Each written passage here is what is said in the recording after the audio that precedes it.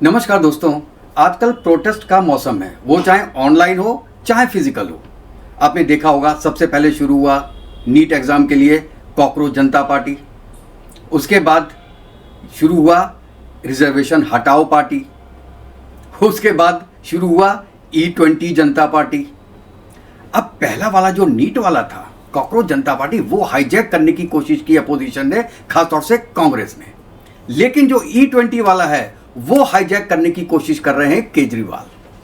तो आज भी उन्होंने एक प्रेस कॉन्फ्रेंस की जिसमें कहा कि कल वो 100 लोगों को साथ लेके प्राइम मिनिस्टर के पास जाएंगे और उनको पूरा प्रूफ देंगे कि देखिए जो E20 आप ऐड कर रहे हो उसके अंदर एथेनॉल, उससे गाड़ियां खराब हो रही हैं। साथ में मैकेनिक्स को भी लेके जाएंगे। ठीक है, ये बात तो हो गई। आज हम ये बात करते हैं आपसे कि यार ये जो दावे किए जा रहे हैं इसमें सच्चाई कितनी है। क्या केजरीवाल और जो 10 मैकेनिक अपने साथ उन्होंने रखे हैं वो ठीक बोल रहे हैं क्या? तो इसी के बारे में आज डिस्कस करते हैं दोस्तों, और हम दोनों मिलके एक निष्कर्ष पे पहुंचते हैं कि एथेनॉल को ऐड करना पेट्रोल में ठीक है या नहीं है। तो दोस्तों आगे बढ़ने के पहले मैं रिक्वेस्ट करता हूं कि जिसने भी मेरा चैनल सब्सक्राइब नहीं किया है वो प्लीज़ मेरे चैनल को लाइक कीजिएगा और सब्सक्राइब कीजिएगा। दोस्तों एक और ऑनलाइन ये बात हो रही है कि इंडिया में पेट्रोल खत्म होने वाला है और इंडिया के पास केवल 5 से लेकर 15 दिन का पेट्रोल बचा है, और इसीलिए गवर्नमेंट पेट्रोल में एथेनॉल मिला रही है। और साथ में ये भी कहा गया है कि सभी पेट्रोल पंपों पे जो पेट्रोल मिल रहा है वो गलत है, और आने वाले कुछ महीनों में जितनी गाड़ियां हैं उनके इंजन खराब हो जाएंगे।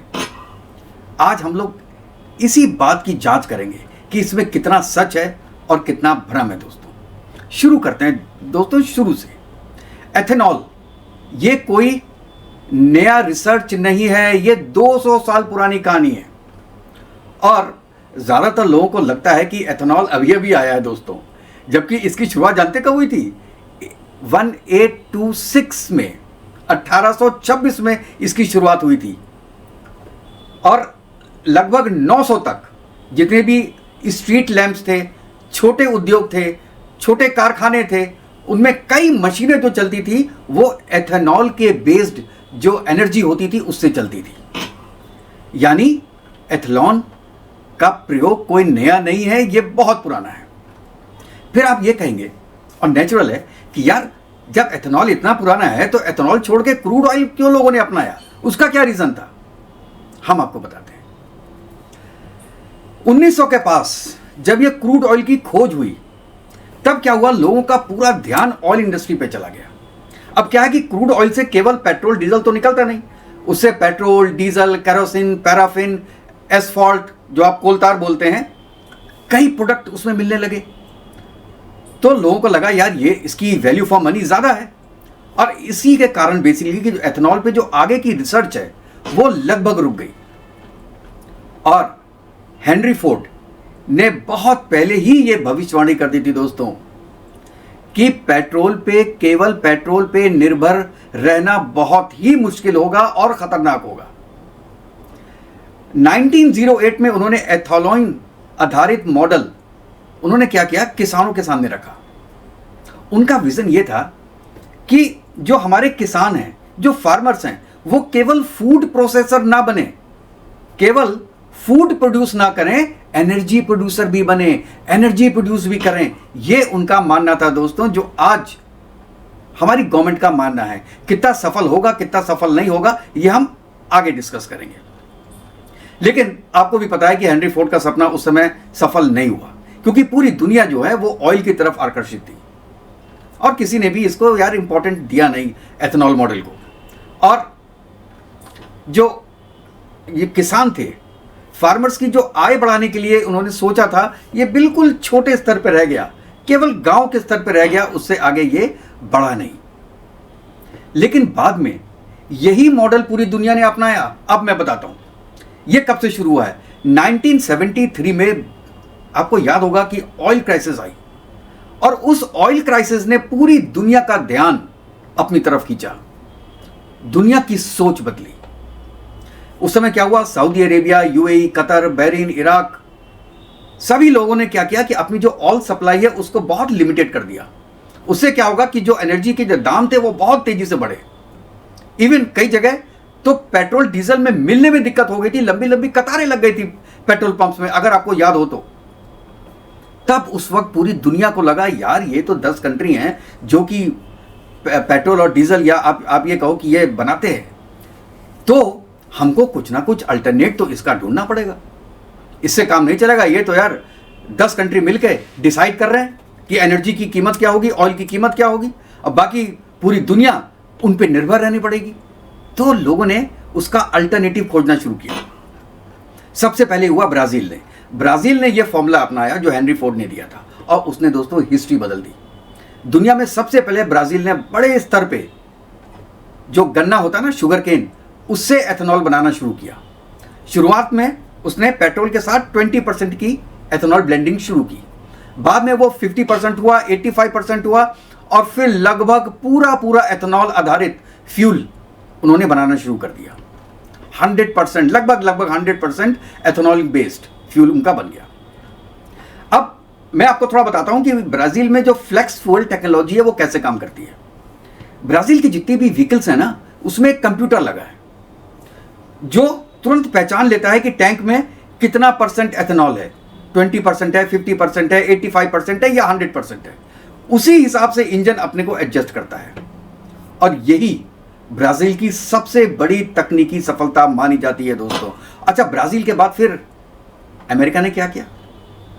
अमेरिका के पास क्या था? शुगर केन कम था लेकिन कॉर्न ज्यादा था, इसलिए उसने कॉर्न एथेनॉल बनाना शुरू किया, और आज वर्ल्ड का सबसे लार्जेस्ट एथेनॉल प्रोड्यूसर यूएसए माना जाता है। यह बात को याद रखिएगा दोस्तों। उसके बाद यूरोप तो हमेशा अमेरिका के पीछे चलता है। यूरोप ने भी एथेनॉल मॉडल अपनाया, उन्होंने भी, फ्रांस ने, जर्मनी ने, स्वीडन ने, फिनलैंड ने, कई देशों ने एथेनॉल ब्लेंडेड फ्यूल अपना बनाया, और कई सालों तक यह चलता रहा। उससे यह साबित हुआ कि एथेनॉल ब्लेंडिंग कोई असफल प्रयोग नहीं है। इससे अब आप कहोगे भारत और चाइना को इससे क्या सीख मिली? चाइना का लगभग 80% क्रूड ऑयल इंपोर्ट होता है, ये तो आपको पता है। इंडिया का भी 80 to 85% क्रूड ऑयल इंपोर्ट होता है। इससे क्या होता है कि फॉरेन एक्सचेंज पे प्रेशर आता है, बट नेचुरल है। और भारत में जो एथेनॉल की पॉलिसी है ये मोदी सरकार की नहीं है, ये वाजपेयी सरकार से शुरू हुई थी। 2003 में अटल बिहारी वाजपेयी सरकार ने पायलट प्रोजेक्ट शुरू किया था, और केवल 5% एथेनॉल ब्लेंडिंग की उन्होंने स्वीकृति दी थी। उद्देश्य क्या था कि किसानों की आय बढ़े, एनर्जी सिक्योरिटी हो, और एनवायरमेंट का प्रोटेक्शन भी हो। इवन यूपीए सरकार जो कांग्रेस की सरकार थी, उसने भी एथेनॉल ब्लेंडिंग को बढ़ाया। 2013 में, मोदी जी नहीं आए थे तब तक, 2013 में यूपीए गवर्नमेंट ने ब्लेंडिंग की लिमिट 5% से बढ़ा के 10% कर दी। यानी एथेनॉल पॉलिसी ये किसी एक सरकार की नहीं है, बल्कि लगातार कंटिन्यूअस चलने वाली एक नीति है। और ये बड़ा इंपॉर्टेंट फैक्ट है कि आज कांग्रेस इसका अपोज कर रही है, लेकिन 5% से 10% कांग्रेस ने ही किया था। अच्छा, अब आप पूछेंगे कि चलो यार ये एथेनॉल बनता कैसे है? देखिए, ये मुख्य रूप से बनता है शुगर केन से, कॉर्न से, राइस से, और शीरा जिसे कहते हैं ना, मोलासिस, उससे तैयार किया जाता है। ये बेसिक रूप से जो अल्कोहल आधारित फ्यूल होता है ना, वो होता है। और पेट्रोल में जैसे मैंने बताया 5%, 10%, 25% एक पहले से निश्चित जो अनुपात है उसमें मिलाया जाता है। अब आप कहेंगे जब इतने समय हो रहा है, सब कुछ हो रहा है, तो यार अब प्रॉब्लम क्या है? प्रॉब्लम तब आई जब 20% ब्लेंडिंग शुरू हुई। पहले 5%, फिर 10% और अब 20%। उससे ये प्रॉब्लम शुरू हुई। सोशल मीडिया पे क्या हुआ कि इंजन खराब होने की कई बातें फैलने लगी। कई यूट्यूब चैनल्स ने इसके बारे में किया, कई जो इन्फ्लुएंसर्स होते हैं उन्होंने कहा कि हमारी तो गाड़ी खराब हो गई, हमारा तो ये हो गया, वो हो गया। लेकिन गवर्नमेंट ने इन दावों को भी चुनौती दी। नितिन गडकरी साहब ने इसका जवाब भी दिया था कि यार कि ये जो इंजन खराब हो रहा है ये ऐसे ही लोगों ने फैलाया हुआ है, ऐसा कुछ नहीं है।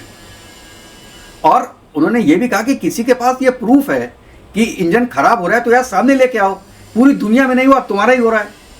हाँ, इसमें उन्होंने ये भी बोला कि माइलेज में थोड़ा बहुत कमी आ सकती है। एग्जाम्पल कि अगर वो 15 किलोमीटर है पर लीटर, तो वो 15 की जगह 12 हो जाएगा किलोमीटर पर लीटर तक, इतना कम जरूर होगा। अब जहां पॉल्यूशन की बात आती है तो आपको पता होगा इंडिया में BS3, BS4, BS6 ये इंजन होते हैं। तो BS3 जो कि जितने भी वाहन होते हैं उनमें थोड़ा पॉल्यूशन ज़्यादा होता है, BS4 में उससे कम होता है, और BS6 में सबसे कम पॉल्यूशन होता है। और ये BS6 के जितने भी व्हीकल्स हैं वो एथेनॉल के जो बेस्ड फ्यूल होता है वो उसकी कंपैटिबिलिटी सबसे अच्छी होती है, और एनवायरमेंट बेनिफिट भी बहुत मिलता है इससे। और आप जानते हैं इन व्हीकल कंपनियों ने इनकी टेस्टिंग पहले से ही कर ली थी, जैसे Toyota, Maruti, hero, Bajaj, TVS, Hyundai, इन्होंने पहले से टेस्टिंग कराई। टेस्टिंग होने के बाद ही E20 जो फ्यूल है वो लागू किया गया था। अब देखिए किसी भी कंपनी ने, अब मैं जितने का नाम ले रहा हूं, किसी भी कंपनी ने एक बार भी नहीं बोला है कि उनका कोई ऐसा व्हीकल आई है जिसका इंजन डैमेज हो गया हो because of E20 fuel. E20 मैं बार बार बोल रहा हूं, आपका मतलब 80% पेट्रोल, 20% एथेनॉल। अब आपने ये भी देखा होगा यार कि सोशल मीडिया पे बहुत हो रहा है, लोग अपने जहां से पेट्रोल भरते हैं ना वो जगह दिखा रहे हैं कि जी वहां पे मधुमक्खियां आ गई हैं। कमाल है। और लोग ये मान भी रहे हैं, क्योंकि कई लोग ये बोलते हैं कि एथेनॉल का मतलब, क्योंकि ये शुगर केन से निकलता है, इसका मतलब ये शुगर का पानी है। और कई वीडियोस वायरल हुए बीज के साथ, लेकिन जो भी है गवर्नमेंट ने तो इसको मना ही किया कि नहीं यार ये ऐसा नहीं है, क्योंकि ये शुगर वाटर है ही नहीं। सोशल मीडिया पे एथेनॉल वाले जो पेट्रोल पंप्स हैं उनके आगे वार्निंग पोस्टर्स लगाए हुए हैं कि यहां पे मत लीजिए पेट्रोल, ये भी वायरल हो गए। लेकिन जो गवर्नमेंट ने PIB वेरिफिकेशन कराया तो उसमें ये सही नहीं था, यार ये सब तो AI जनरेटेड है। अब ये AI ऐसा हो गया साहब कि पता ही नहीं चलता कौन सा रियल है कौन सा AI जनरेटेड है। लोग कुछ भी दावा कर देते हैं, बड़ी बड़ी पार्टियां बन गई, इसमें कॉकरोच जनता पार्टी बन गई केवल सोशल मीडिया के नाम पे, और पूरे गवर्नमेंट को हिला के रख दिया उसने। अब भाई साहब अरविंद केजरीवाल पे आते हैं, उनका एक बड़ा सवाल है। 1 अगस्त को उन्होंने एक सवाल पूछा कि साहब पेट्रोल सस्ता है, एथेनॉल महंगा है, तो एथेनॉल क्यों मिलाया जा रहा है? यार ये आदमी IIT का पढ़ा हुआ है और IAS है, मतलब इनकम टैक्स में है, उसको इतना समझ में नहीं आ रहा क्यों दुनिया मिला रही है। चलिए, और इस चक्कर में आज के दिन ये बहुत बड़ी पॉलिटिकल डिस्कशन बन गया। इस सवाल का जवाब समझना बहुत ज़रूरी है बॉस, क्योंकि ये इकोनॉमिक्स है, बहुत ज़रूरी है। आपको ये सोचिए कि सरकार एथेनॉल क्यों बढ़ाना चाह रही है जबकि एथेनॉल महंगा है, पेट्रोल सस्ता है, केवल अपने किसानों के लिए। और किसान इस चीज़ को समझ नहीं रहे हैं। वो कहते हैं जो हमारे किसान हैं उनको ये एडिशनल जो उनकी एक इनकम है वो बढ़े, और शुगर केन का, राइस का, कॉर्न का आप और अच्छी तरीके से इस्तेमाल कर सकें, उनको ज़्यादा प्रोड्यूस कर सकें। और एथेनॉल इंडस्ट्री से क्या होगा कि जो मीडियम इंडस्ट्रीज़ हैं और जो बिल्कुल कहते हैं ना ग्रामीण रोजगार, गांव में जो लोग हैं वो भी ये काम कर सकते हैं, तो उनका रोजगार बढ़े, मतलब जो बॉटम पे लोग हैं उनकी भी कुछ इनकम हो। और एक रीज़न जो गवर्नमेंट पॉइंट ऑफ व्यू से है वो ये है कि इंपोर्ट बिल कम होगा। जो एनर्जी हम प्रिक्योर करते हैं वो एटलीस्ट आज के दिन में 20% कम करना पड़ेगा। 20% तो नहीं, क्योंकि डीजल भी है, ये डीजल में मिक्स नहीं होता है, तो आप ये बोलिए कि 5% अभी तो है। और गवर्नमेंट ये बोल रही है कि जो किसानों के अकाउंट्स में लगभग 1.66 लाख करोड़ इतने का फायदा होगा दोस्तों। और गवर्नमेंट ने ये भी बोला है कि भाई फ्यूचर में हम करीब 400 करोड़ का उन्होंने ये एडिशनल लक्ष्य भी रखा है। मतलब उसका मकसद केवल ये है कि किसानों की आय को किसी ना किसी तरीके से बढ़ाना। और देखिए आपको ये भी पता है कि फॉरेन एक्सचेंज और एनर्जी सिक्योरिटी का भी बहुत बड़ा इसमें लॉजिक है। यदि पेट्रोल इंपोर्ट कम होगा तो डॉलर बाहर कम जाएगा, भारत की जो एनर्जी सिक्योरिटी है वो मजबूत होगी, साथ में इलेक्ट्रिकल व्हीकल्स की और जो ट्रांजिशन है, मतलब आप जो नॉर्मल व्हीकल है उनसे जो आपका इलेक्ट्रिकल व्हीकल का जो ट्रांजिशन हो रहा है वो और आसान होगा। और आप ये देखिए कि साहब मिडिल ईस्ट 1973 में ऑयल क्राइसिस हुआ, 1990 में गल्फ वार हुई, 2022 में रशिया यूक्रेन वार हुई, 2026 में आज तक ईरान कॉन्फ्लिक्ट चल रहा है। हर जगह ऑयल इंपोर्ट की प्रॉब्लम है। तो आप ऑयल इंपोर्ट पे बाकी देशों पे निर्भर नहीं रह सकते हैं। आपको कुछ ऐसा करना पड़ेगा कि चाहे वो थोड़ा महंगा फ्यूल हो, लेकिन उससे आपके निचले तबके की आय बढ़े, आपका इंपोर्ट बिल कम हो, और सबसे बड़ी बात कि आप दूसरों पे निर्भर ना रहें, क्योंकि ये बहुत इंपॉर्टेंट चीज़ है। उसकी जगह अगर ये आज के दिन में बंद हो जाए ऑयल इंपोर्ट, तो ठप हो जाएगा देश। तो आप इतने डिपेंडेंट हैं कुछ कंट्रीज पे, और अगर ऐसी सिचुएशन आती है तो आदमी क्या करेगा? अपने मनमाने पैसे लेगा। कभी आप ये देखिए, आज के दिन में करीब $100 है एक बैरल का, कभी 60 आता है, कभी 120 चला जाता है। आप जानते हैं 60 और 120 में डबल का फर्क है, कितना इंपोर्ट बिल में फर्क होगा। तो ओवरऑल मैं ये कहना चाहता हूं कि जो एथेनॉल पॉलिसी गवर्नमेंट की है, उसका जो मकसद है वो केवल फ्यूल मिक्सिंग नहीं है, बल्कि फार्म इनकम, एनर्जी सिक्योरिटी और फॉरेन एक्सचेंज सेविंग, इसके अलावा पॉल्यूशन रिडक्शन भी है। और मैं ये कहता हूं कि जो इंजन खराब होने वाली बातें आ रही हैं, उसका पूरा इंस्पेक्शन होना चाहिए। जिन्होंने ऑनलाइन इसका बात डाला है, उनसे पूछताछ की जानी चाहिए कि क्या हुआ आपके साथ। आप तह पे जाने की कोशिश कीजिए कि ऐसा तो नहीं है ये लोग जो बोल रहे हैं वो सच है, कि इंडिया के जो व्हीकल्स हैं वो 20% के लिए नहीं बने। क्योंकि गवर्नमेंट ये बोलती है कि 2023 के जितने भी पहले के हैं वो पहले के हैं वो E10 के लिए बने हैं, और 2023 के बाद जितने भी इंजन्स बन रहे हैं वो E20 के लिए बने हैं, इवन E30 के लिए भी बने हैं। लेकिन ये भी कहा है कि अगर आप E10 की जगह E20 भी डाल दें, मतलब 2 साल 3 साल पुरानी गाड़ियों में भी डाल देंगे, तो इंजन में कोई फर्क नहीं पड़ेगा, क्योंकि एक्चुअली उसमें इतनी सेफ्टी दी जाती है। जो सेफ्टी फैक्टर होता है वो उसमें 100% का है। 100% मतलब कि अगर 10 है तो वो 20 तक चल जाएगा। इसको सेफ्टी फैक्टर बोलते हैं। इसलिए ये बोला गया है कि E20 तक कोई प्रॉब्लम नहीं है। हाँ, E20 के बाद अभी अगर एडिशनल उसमें मिक्स करेंगे तो उसमें दिक्कत होगी, और वो तब होगी। इसलिए वो ये जो काम होगा ये 5 या 6 साल बाद काम होगा। और दूसरा उन्होंने ये बोला है कि जितनी भी आपकी जो कंपनीज हैं वो एक स्लाइड सा चेंज करना है, उनको गैस्केट में चेंज करना होता है। उसके बाद ऑटोमेटिक जो E10 है वो E20 बन जाता है, और E20, E30, E40 बन जाएगा। तो कोई इंजन को खोलना नहीं पड़ता उसके लिए। It's a very minor thing, it can be done in in ordinary workshop also. और मेरे ख्याल से गवर्नमेंट को ये करना चाहिए कि जितनी भी इससे पुरानी गाड़ियां हैं उनको आप जितने भी मैन्युफैक्चरर्स हैं, व्हीकल मैन्युफैक्चरर्स हैं, उनसे कांटेक्ट करके आप गवर्नमेंट उनको पैसा दे और वो उनको फ्री ऑफ कॉस्ट रिपेयर करें। तब आप ये काम कीजिए कि E20 का, E30, E40, E50 जितना भी करना चाहें आप कीजिए। ये हमारे किसानों के लिए अच्छा है।